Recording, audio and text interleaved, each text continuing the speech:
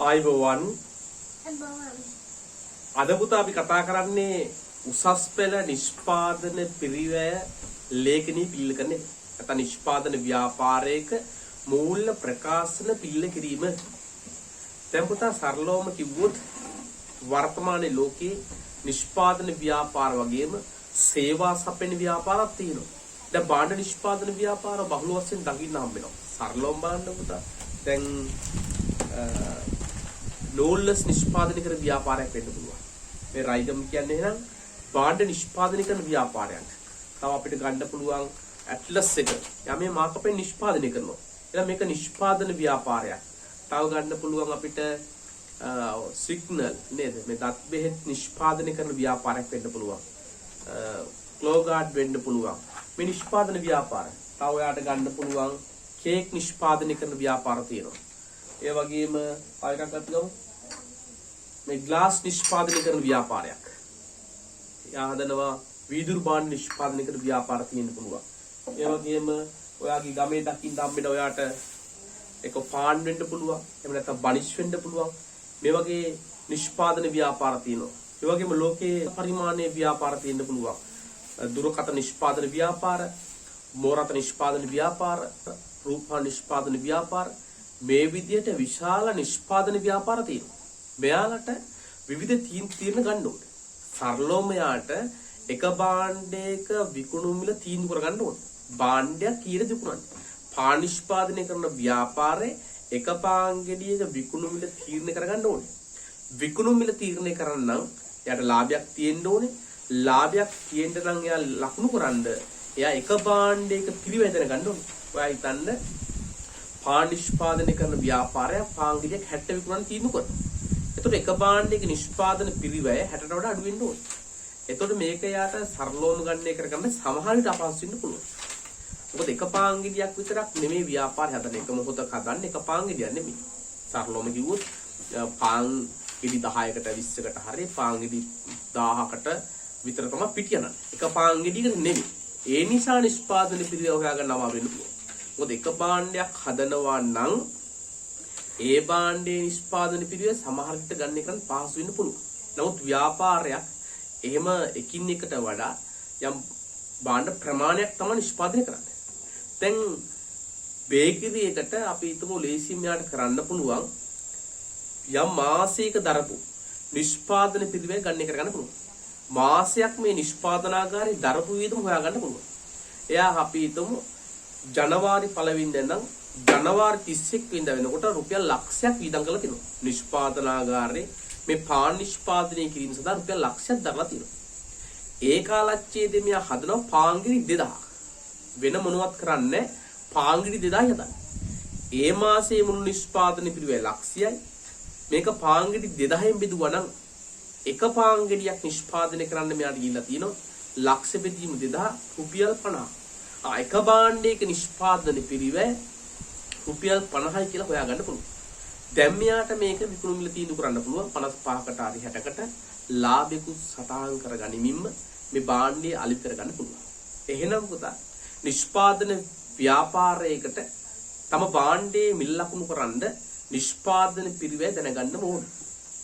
ඒ වගේම යම් කාලච්ඡේදයක මුළු නිෂ්පාදන පිළිවෙල දැනගන්න ඕන නම් ඒ ව්‍යාපාරට සිද්ධ වෙනවා නිෂ්පාදන පිළිවෙලයකට හදන්න. ඒ වගේම සමහර තීරණ ගන්නත් වෙන්න පුළුවන්. දැන් ඔයා හිතන්න පළම් අයිස් හදනවා නම් එයා විසින් මේ කෝට්ට හදනවා නම් රුපියල් 5ක් යනවා. නමුත් වෙන ආයතනයකින් ගන්නව නම් මේ පළම් අයිස් එකට දාන කෝට්ට රුපියල් 2කට ගන්න පුළුවන්. මෙයා කල්පනා කරනවා නෑ මං හදන්නේ නෑ නේද රුපියල් 5ක් යනවනේ. වෙන තැනකින් ගන්න එක හොඳයි කියලා. මෙන්න මේ විදිහට නිෂ්පාදන පිළිවෙල පිළිබඳ විවිධ තීරණ ගන්න පුළුවන්. සමහර විට මෙයාගේ මුරකරු වැටු වැඩි වෙන්න පුළුවන්. කලමනාකරන වැටු වැඩියෙන් පේන්න පුළුවන්. නිෂ්පාදන පිළිවෙල ලේඛනය හදුවා මෙයාට පේනවා සමහර නිෂ්පාදන පිළිවෙල ටික අයිතම වැඩියෙන් යනවා වගේ. මෙයාට පුළුවන් මේවා පාලනය කරන්න. એટલે නිෂ්පාදන පිළිවෙල පිළිබඳ මේ නිෂ්පාදන පිළිවෙල පාලනය කිරීම සඳහා විවිධ තීරණ ගැනීමටත් නිෂ්පාදන පිළිවෙල ලේඛනයක් පිළිගීම වැදගත් වෙනවා. එළඹ තවන්න මම කාරණා ටිකක් කිව්වා ඔයාට නිෂ්පාදන පිළිවෙල ලේඛනයක් පිළිවෙල කිරීමේ වැදගත්කම් ටිකක්. නිෂ්පාදන ව්‍යාපාරයක පවතින්න පුළුවන් තොග වර්ග තුනක් තියෙන්න පුළුවන්. එකක් තමයි අමුද්‍රව්‍ය තොග. ඒ වගේම ව්‍යාපාරයක පවතින්න පුළුවන් නොනිමි තොගය. ඒ වගේම ව්‍යාපාරයක තියෙන්න පුළුවන් නිමි තොගය. ව්‍යාපාරයක පවතින්න පුළුවන් තොග වර්ග තුනයි අමුද්‍රව්‍ය තොග, නොනිමි තොග, නිමි තොග. අමුද්‍රව්‍ය තොග කියලා කියන්නේ භාණ්ඩයක් හෝ සේවාවක් නිෂ්පාදනය කරන්න ව්‍යාපාර ගෙනත් තියෙන තොගයක් වෙන්න පුළුවන්. බේකරියක් නම් එයා පිටි ගෙනත් තියෙනවා.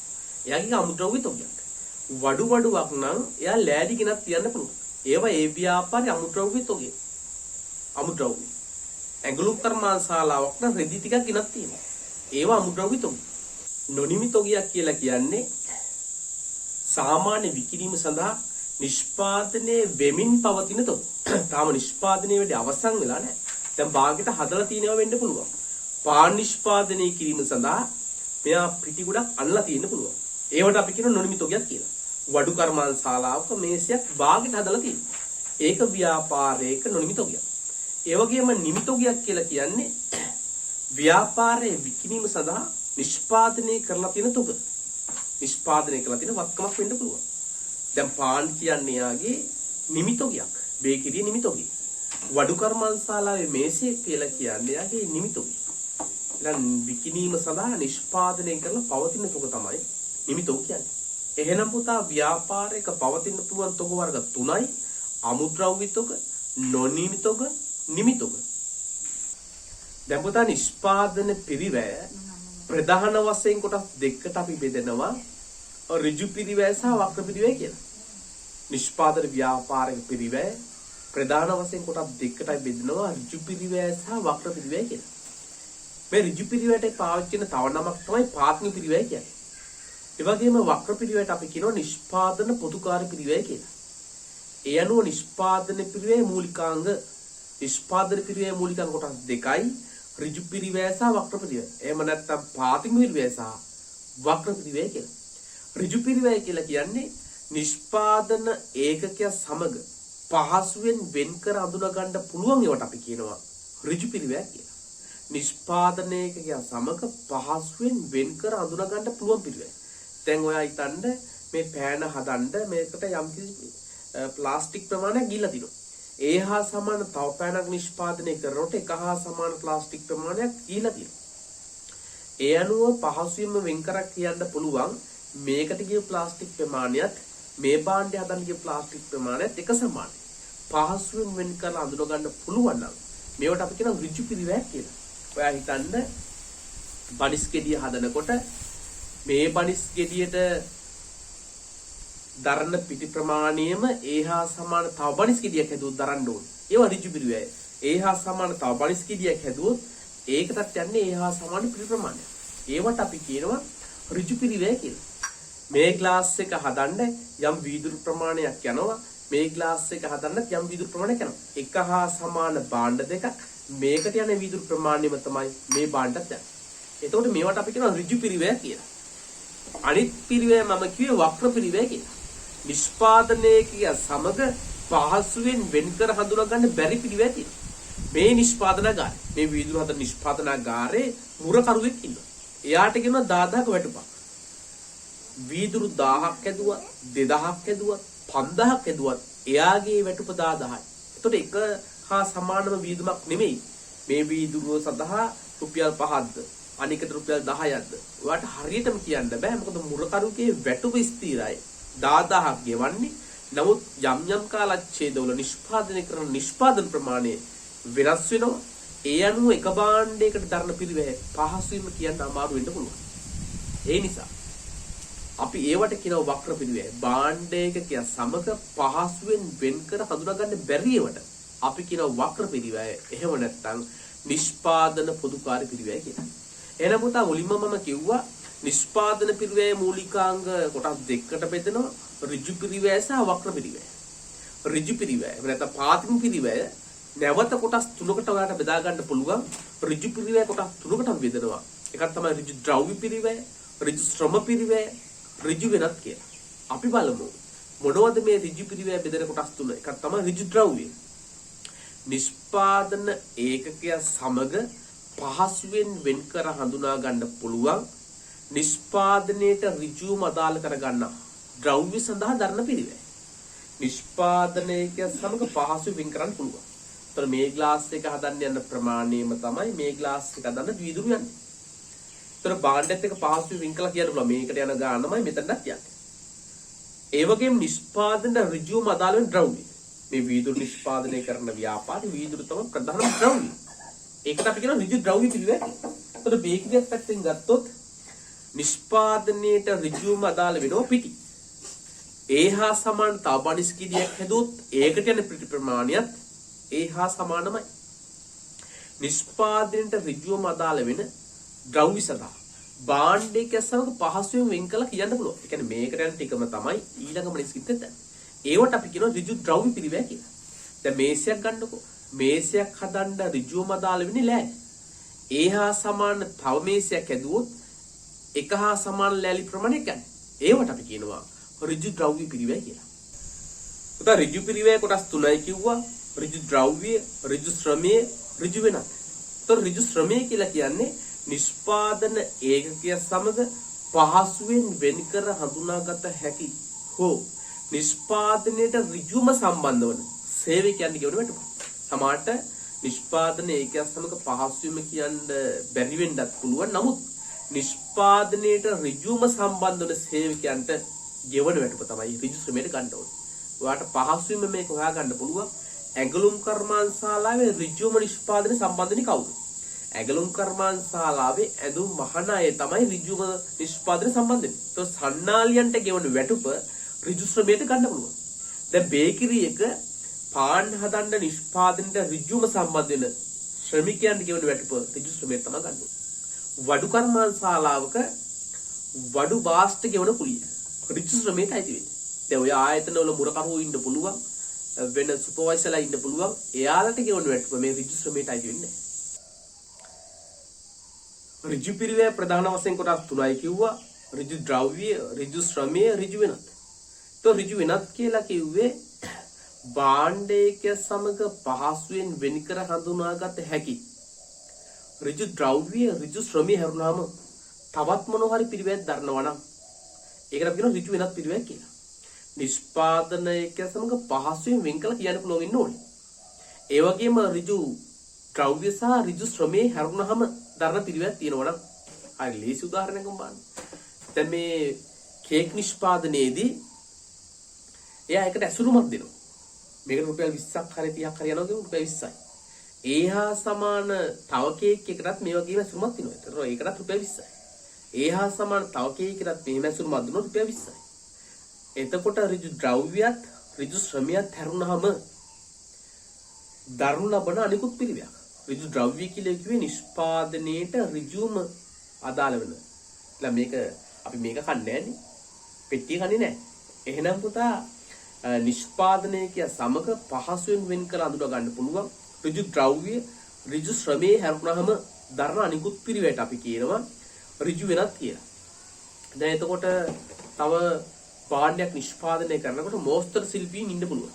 එයා යම්කිසි මෝස්තරයක් හදලා දෙනවා ව්‍යාපාරට. දැන් ඔයා හිතන්න ඇඳුමක යම්කිසි මෝස්තරයක් හදලා දෙනවා. එක නිෂ්පාදනයක් කරනකොට අපි කියනවා රුපියල් 5ක් ගෙවනවායි කියලා. ඒතර ඒහා සමාන ඇඳුම් 10ක් හදනකොට 10 වැඩි කිරීම පහ රුපියල් 50ක් අපි යට දෙන්න ඕනේ. ඒතකොට මේ මෝස්තර ශිල්පීන්ට මේ වගේ ගෙවනවා නම් පුරස්කාර විදමක් කරනවා නම් අපි ඒව ගන්නවා ඍජු වෙනත් වලට. ඒතර පහසුවෙන් කරන්න ඕනේ නිෂ්පාදන ඒකක සමග පහසුවෙන් වෙන් කර අඳුනා ගන්න පුළුවන් ඍජු ද්‍රව්‍ය සහ ඍජු ශ්‍රමයේ හැරුණාම දරන අනිකුත් පිළිවෙලට අපි කියනවා ඍජු වෙනත් පිළිවෙල කියලා. හරි අපි පාඩුවේ මුලටම ගියොත් පුතා අපි කතා කරා නිෂ්පාදන ව්‍යාපාරයක නිෂ්පාදන පිළිවෙලේ මූලිකාංග කොටස් දෙකකට බෙදෙනවා ඍජු පිළිවෙල සහ වක්‍ර පිළිවෙල කියලා.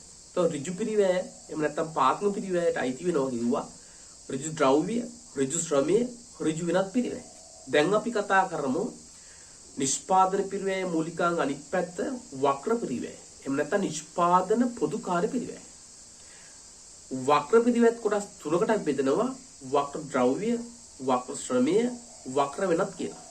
දැන් මෙතන මේ වක්‍ර පිළිවෙල කියලා කිව්වේ නිෂ්පාදනයක සමග පහසුවෙන් වෙන් කර හඳුනාගත නොහැකි. එහෙත් නිෂ්පාදනාගාරයේ දරන පිරිවැය. නිෂ්පාදනාගාරයේ දරනවා. නමුත් භාණ්ඩයත් එක්ක හරියටම මෙච්චරයි භාණ්ඩෙට රුපියල් 5 ගියා කියලා හොයාගන්න බැරිව තියෙනවා. හරි අපහසුයි වань. අන්න ඒව අපි කියනවා වක්‍ර පිරිවැය කියලා. දැන් ඔයා හිතන්න බේකරිය කියන මුරකරු. මේ මුරකරුට ගෙවන වැටුප රුපියල් 10000යි කියලා කිව්වා. එතකොට පාන් ගෙඩි 1000ක් ඇදුවා, 2000ක් ඇදුවා, 3000ක් ඇදුවත් මුරකරුට ගෙවන එකම වැටුප. ඒතර භාණ්ඩේට එක හා සමාන වියදමක් නෙමෙයි මෙයා දරන්නේ. එක හා සමාන වියදමක් නෙමෙයි. මේ පාන් ගෙඩි රුපියල් 5ක මුර කරා, මේ පාන් ගෙඩි 6ක මුර කරා, මේක රෑ හඳුමින්ද රුපියල් 8ක මුර කරා. එහෙම කියන්න අමාරුයි. ඒ වගේම ව්‍යාපාරේ විදුලි බිල එනවා රුපියල් 12500ක්. එක මාසෙ. ඊළඟ මාසෙ 7000ක් එනවා. ඊළඟ මාසෙ 15000ක් එනවා. ඒතර පාන් ගෙඩියක් හදන්න විදුලිය මෙච්චරක් එනවයි කියලා ව්‍යාපාරට හරියටම කියන්න බෑ. අන්න ඒවට අපි කියනවා වක්‍ර පිරිවැය කියලා. නිෂ්පාදන ඒක සමග පහසුවෙන් වෙන් කර හඳුනා ගන්න බැරි පිරිවැයට අපි කියනවා වක්‍ර පිරිවැය. එහෙම නැත්නම් නිෂ්පාදන පොදුකාර පිරිවැය කියලා. මෙන්න මේ වක්‍ර පිරිවැයත් කොටස් තුනයි කිව්වා. වක්‍ර ද්‍රව්‍ය, වක්‍ර ශ්‍රමය, වක්‍ර වෙනත්. එතකොට වක්‍ර ද්‍රව්‍ය වලට අපිට ගන්න පුළුවන්. දැන් පාන් හදනකොට යා වතුර දාන්න පුළුවන්. එහෙම නැත්නම් පොල් තෙල් දාන්න දැන් සමහරට පොල් තෙල් එකතු කරන්න පුළුවන්. සමහරට භාණ්ඩෙත් එක්ක හරියට කියන්න බෑ.